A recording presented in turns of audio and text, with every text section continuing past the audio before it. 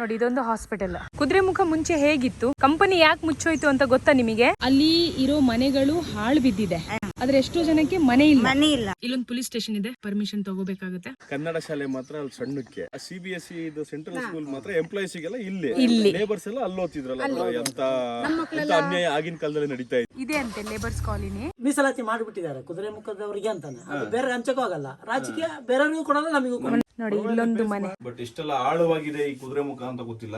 ಇದು TV room. ಇದು ಅದೇಂದ್ರೆ ಇಲ್ಲೆಲ್ಲ ಲೇಬರ್ಸ್ ಇದ್ರಲ್ಲ, ಅವ್ರಿಗೆ ಯಾವ್ದಾರ ಒಂದು ಪಿಕ್ಚರ್ ಹಾಕಿ ತೋರ್ಸೋರಿಗೆ.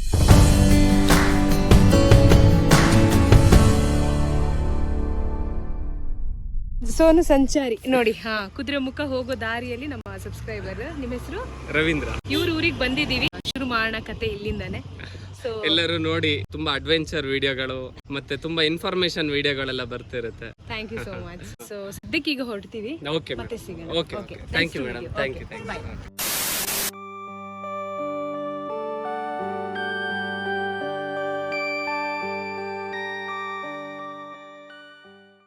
ಅದೇ ಊರ್ ಬಗ್ಗೆ ಸ್ವಲ್ಪ ಏನಾದ್ರು ಮಾಹಿತಿ ಕೊಡ್ಬೋದಾ? ಏನ್ ಕುದುರೆಮುಖದ ಮಾಹಿತಿ ಕೊಡ್ತೀಯಮ್ಮ? ಹೇಗಿತ್ತು ಊರು ಮುಂಚೆ? ಅವಾಗ ಒಳ್ಳೆ ಚೆನ್ನಾಗಿತ್ತು, ಜನನೂ ಹಂಗೆ ಇತ್ತು, ಹಾ ವೆಹಿಕಲ್ಗಳು ಅಷ್ಟಕ್ಕೊಂದಿತ್ತು. ಈಗ ಏನು ಯಾರು ಒಂದಣಿ ಮನೆಯಲ್ಲಿ ಕೂಳು ನೀರಿಂದ ಮಲಗಿದ್ರು ಯಾರು ವ್ಯವಸಾಯ ದಿಕ್ಕಿಲ್ಲ. ಈಗ ನೀವ್ ಎಷ್ಟು ವರ್ಷದ ಹಿಂದಿಂದ ಹೇಳ್ತಾ ಇದ್ದೀರಾ? ನಾವು ಈಗ ಬಂದು ಈಗ 20-25 ವರ್ಷ. ಈಗ ಅದೇ ಕಾಡಿಗೆ ಹೋಗ್ಬೇಕು, ಒಟ್ಟಿ ಪಾಡಿಗೆ. ಇದೆಲ್ಲ ನಿಮ್ಮ ಮನೆಯಲ್ಲೇ? ಮನೆಯಲ್ಲಮ್ಮ, ಕಾಡಿಂದ ಕಾಡಿಂದ ಕಾಡಿಗೆ ಹೋಗ್ಬೇಕು. ಬೆಳಿಗ್ಗೆ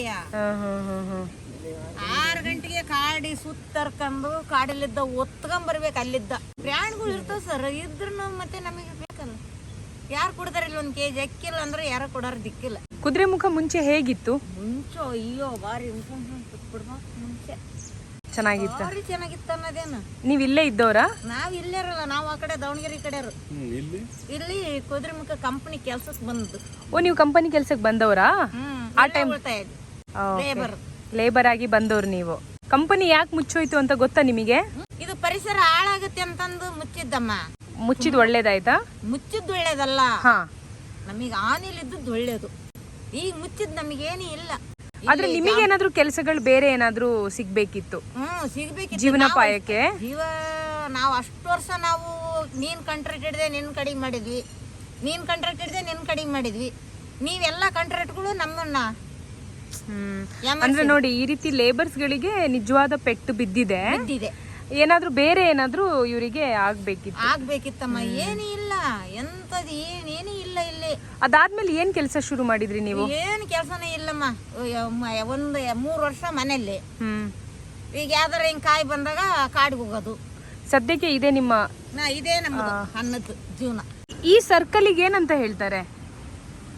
ಈ ಸರ್ಕಲ್ ಓ, ಈ ಕಡೆ ಇದು ಫ್ಯಾಕ್ಟರಿ ಹೋಗೋ ದಾರಿನಾ? ವಿಂಗ್ ಇರುತ್ತಲ್ಲ, ಇನ್ನೊಂದು ಮಣ್ಣು ತೆಗೆಯೋದು ಗಾಡಿಗಳು, ದೊಡ್ಡ ಗಾಡಿಗಳು, ಸುಮಾರು ದೊಡ್ಡ ವಿಂಗ್ ಏರಿಯಾ. ಟೈರ್ಗಳು ನಾವು ಹಿಂಗ ಅದರಲ್ಲೂ ಒಂದು ವಿಂಗ್ ಅಷ್ಟೇ ಇದೆ. ಆ ತರ ದೊಡ್ಡ ಗಾಡಿಗಳು. ನೋಡಿ, ಕುದುರೆಮುಖದಲ್ಲಿ ಒಂದು ಕಂಪನಿ ಇತ್ತು 20 ವರ್ಷದ ಹಿಂದೆ. ಆ ಕಂಪನಿಗೆ ಹೋಗೋ ದಾರಿ ಇದಾಗಿತ್ತಂತೆ.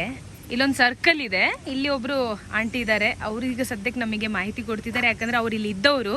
ಚಿಲ್ಡ್ರ ಇಲ್ಲಪ್ಪ, ಅಯ್ಯಪ್ಪ ಪರವಾಗಿಲ್ಲ, ಇಟ್ಕೊಳ್ಳಿ. ಚಿಲ್ಡ್ರ ಇಲ್ಲಪ್ಪ.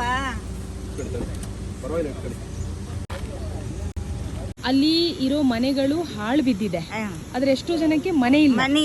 ಅವ್ರಿಗೆ ಲೇಬರ್ ಕಾಲನಿಗೆ ಹೋಗಿ ಬರ್ರಮ್ಮ ನೀವು. ಅದೇ ಲೇಬರ್ ಕಾಲೋನಿ ಅಂತ ಇದೆಯಾ? ಕಾಲೋನಿನೇ ಇದೆ, ನಮ್ ಲೇಬರ್ ಕಾಲೋನಿನೇ ಇದೆ.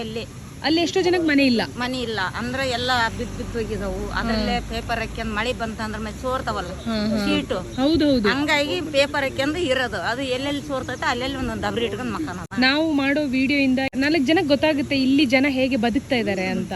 ಕಂಪನಿ ಮುಚ್ಚಿದ್ದು ಒಳ್ಳೆ ವಿಚಾರಕ್ಕೆ, ಯಾಕಂದ್ರೆ ಪರಿಸರ ಉಳಿಬೇಕು ಅಂತ. ಆದ್ರೆ ಬೇರೆ ಕೆಲಸದ ವ್ಯವಸ್ಥೆ ಏನಾದ್ರು ಮಾಡ್ಬೇಕಿತ್ತು. ಯಾವ್ದಾರ ಒಂದು ಕೊಟ್ರೆ ಬಡವ್ರಿಗೆ ಕೆಲಸನಾರ ಮಾಡಿ. ಆದ್ರೆ ಇಲ್ಲಿ ಕೂಲಿ ಕಾರ್ಮಿಕರಿಗೆ ಬಹಳ ಪೆಟ್ಟಾಯ್ತು. ಕಷ್ಟಮ್ಮ ಇಲ್ಲಿ. ಹೌದು, ಇದು ಇನ್ನೊಂದು ಸ್ಟೋರಿ. ಕಷ್ಟ ಅನ್ನೋದೇನು ತುಂಬಾ ಕಷ್ಟ ಆಗಿದೆ. ಇಲ್ಲಿ ಎಂತದ್ ಏನು ಸೌಕರ್ಯನೇ ಇಲ್ಲ. ಇಲ್ಲಿ ನಮ್ ಲೇಬರ್ ಖಾನಿಗೆ ಹೋಗೋದೇ ಇಲ್ಲ. ಯಾರು ಬಂದಾರ ಹಂಗೆ ರೂಟ್ಗೆ ಹೋಗ್ತಾರ, ರೂಟಿಗೆ ಬರ್ತಾರ. ನೋಡಿ, ಇವರು 20 ವರ್ಷದ ಹಿಂದೆ ಆ ಕಂಪನಿಯಲ್ಲಿ ಕೆಲಸ ಮಾಡಿದಂತಹ ಲೇಬರ್ಸ್ಗಳು, ಇವ್ರದೇ ಆದ ಒಂದು ಕಾಲೋನಿ ಇದೆ ಅಂತೆ.